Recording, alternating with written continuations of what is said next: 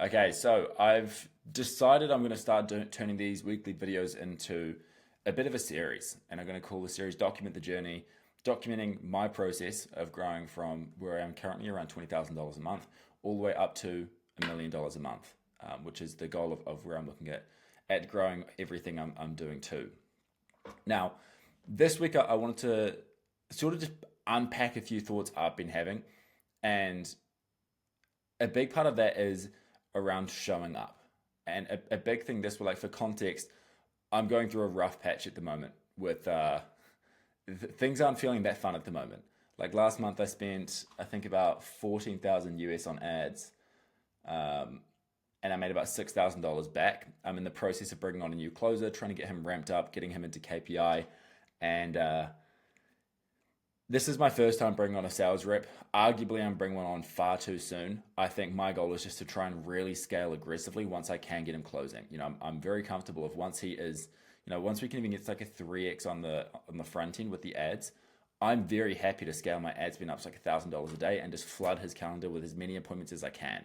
So that's part of my reason for why I brought a sales rep on early. But like it's not fun at the moment. Like it's really not fun. Like I'm bleeding cash like crazy. Last month I spent, last month I spent about $13,000 on ads, and I made $6,000 back. So I lost $7,000, which like that hurts. That's not particularly fun to lose that money. Um, so yeah, my one of my big things last month is that it was just costing us way too much money to actually make an offer to someone. Our cost per offer was about $730, which is really high. This month it's looking a lot better. It's back down to about $450, but I mean it's still like it's hard at the moment because we just don't have cash coming in. We've got a lot of cash going out, and cash flow sort of is the bloodline of the business. And at this stage, like the logical thing for me to do would be to get rid of my sales rep, get back into sales myself, try and protect the margins, and get cash coming in. And I've thought about that a lot. It's an idea I've really thought about doing, and my reason behind not doing it is again, I'm not trying to look at the next couple of months because I'm not worried. I know like absolute worst comes to worst, I can trim the team down, I can cut back on ad spend, I can stack some cash. Like I'm not going to be in a spot where I'm going to be hard off for money. Um, Granted, I'd love to be doing more, and when so much is going out into ads, it's not a particularly comfortable position to be in. But I'm trying to stay focused on the longer term plan of what I have in play here of wanting to get to $100,000 a month before the end of the year. And it's going to be really hard for me to do that if I'm in sales myself. And then also if I'm having to get someone else trained up. And part of the reason why it's hard for me to do it is because my time zone, right? I'm based in New Zealand, and I'm not trying to say this as an excuse, but like I'm based in New Zealand. My clients are all based in the US. And, when you look at the time zone crossover, it's not great, and there is an option of getting a setter on. But again, I'm sort of looking at the long term play here of, um, just like eat shit for the next wee while, and then things will get better from there. But I think one of the biggest things I've found this week, and something I've actually really been struggling with, is when you're going through this hard period, this hard patch, actually still like showing up and still being the leader that you need to be. And I'm not trying to talk about this from some like moral high ground of me having been so amazing at doing this because like realistically I haven't done a good job of that this week at all. I've really struggled to show up.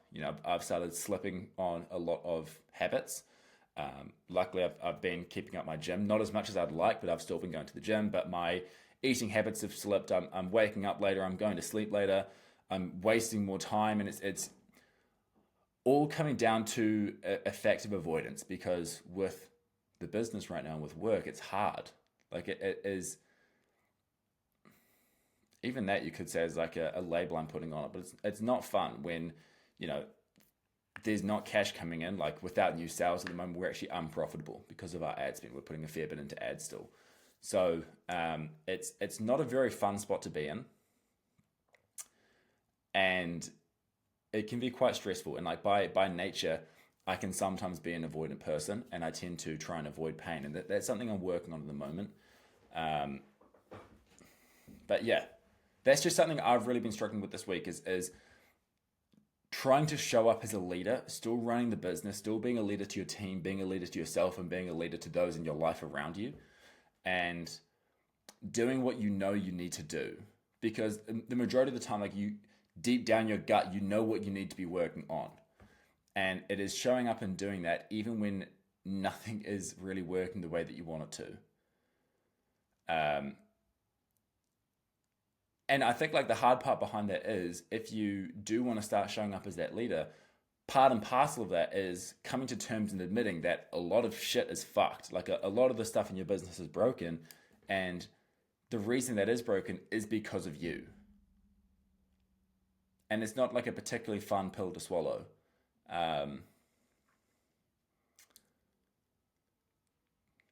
it's something I am trying to work on, but it's a big thing that I've noticed is, when you're not able to show up in the way that you need to be showing up, everything sort of slows down, right? Because you're avoiding more stuff, you are less perceptive to the problems and the bottlenecks that are actually the constraint in the business, and you aren't acting fast enough, right? When you start getting avoidant, which is something that I've been doing over the past week, is you stop acting with the intent, the speed and the hunger that you do need to actually progress at the speed that you want to.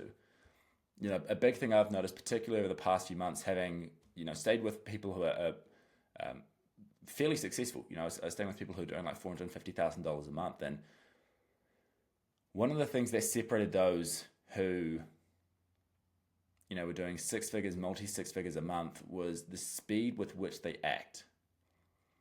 It's just like relentless speed. And if you aren't showing up as a leader, then you aren't acting with that same speed. And I just like to go through these things to, like, remind myself, right? It's a Sunday. I do these videos weekly on a Sunday just to sort of reflect on my week and try and better align myself heading into the next week.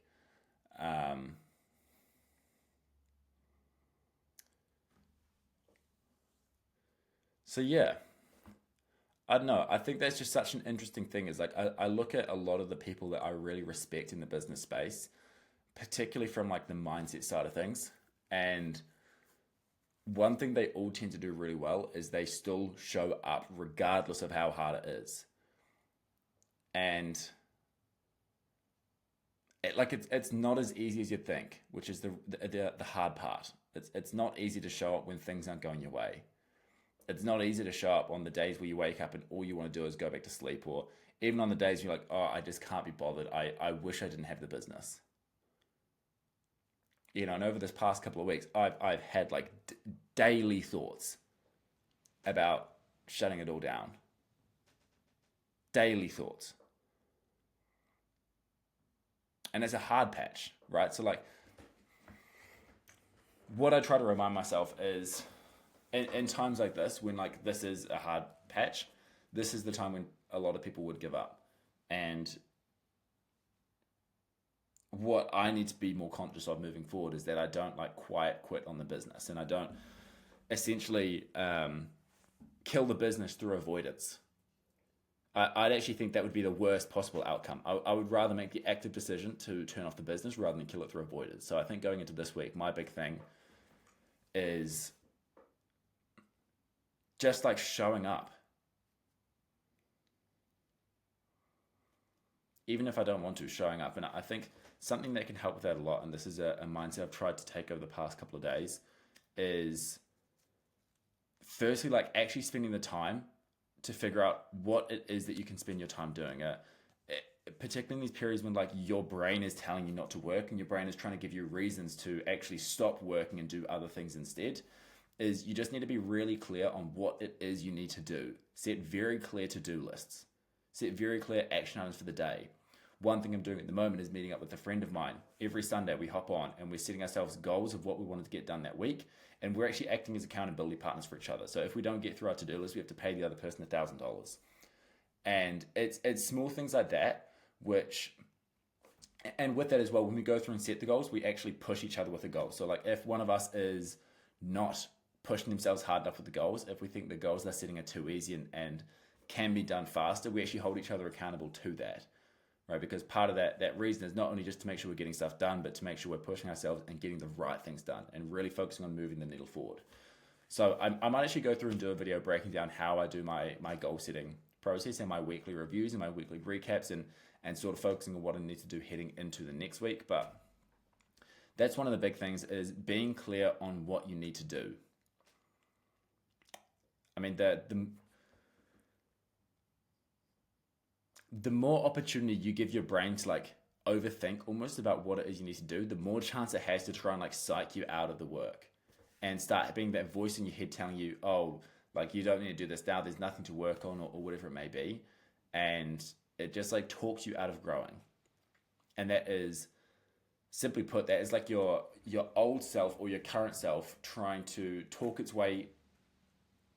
It's talking from a state of survival, because like realistically, when it comes to, in my case at least, showing up the way that I need to be showing up for in the business, this is a change of character. Like it is essentially having to become a new person, because the old version of me was more avoidant, right? But the old version of me, they don't want to die off. They don't want to be killed off because this new version of me comes out where I have to be showing up. So this old version of me is they're like the voice in my head talking me out of why I don't need to be showing up, or trying to come up with reasons and all of that sort of stuff. So yeah, it can be quite a hard battle of like, how can you actually ignore yourself, because you know that you sort of have to like kill yourself off for like a better terms.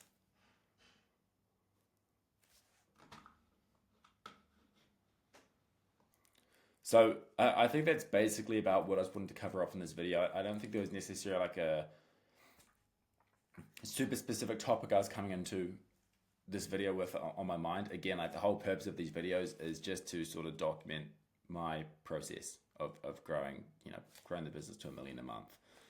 I think it'd be cool for me to watch back on this someday, and I hope that these videos and the way I approach them can resonate with where I was 2 years ago. So if you're someone who is just starting out and you're starting to realize like it's harder than you thought, which again, like it stays hard, right? You just learn, you progress to new levels of hard, but you learn to deal with it better. Your stress tolerance increases over time. Tangent there anyways, but yeah, these are videos honestly just to try and speak to myself from a couple of years ago and say what I think they would need to hear, and also myself now even. But yeah, and also just show like the real side of what this can be like, because it can be so frustrating to like go online and just see all these videos of these people who are like killing it in quotation marks. And the reason I put that in quotation marks is, after hearing some talks through the grapevines, a lot of the people you see, they're not actually doing as well as you think. You'd be very surprised how few people out there are actually doing the sort of numbers that they're saying, or doing it without just running like an absolute churn and burn. But yeah, like this video is also partly just to say like it is hard. Like it's really hard to grow a business, and it's not always like fun and sexy. And I've just had some fantastic memories over the past couple of months going and traveling around the world, going all through Europe for months, and Dubai and Bali, and doing it all with friends and doing lots of cool stuff while I was there. And that was great. And that's some of the benefits that come with running a business and having the freedom to be able to go and do that. But there's a lot of very shitty parts to it as well. A lot of very shitty parts to it. And yeah, I don't know. If anyone's sort of going through the same shit right now, I hope this gives them a little bit of comfort, knowing that like you're not alone. Like it's fucking hard. It's really fucking hard.